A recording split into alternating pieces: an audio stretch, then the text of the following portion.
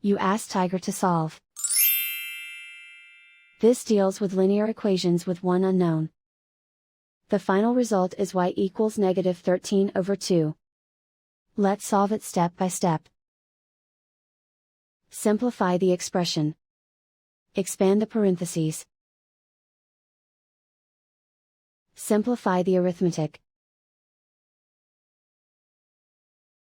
Group all y terms on the left side of the equation. Subtract 5y from both sides. Group like terms. Simplify the arithmetic. Group like terms.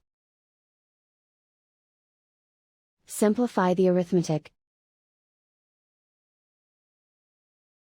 Group all constants on the right side of the equation.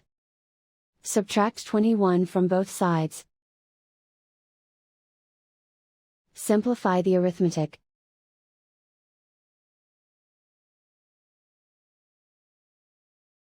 Isolate the y. Divide both sides by 2.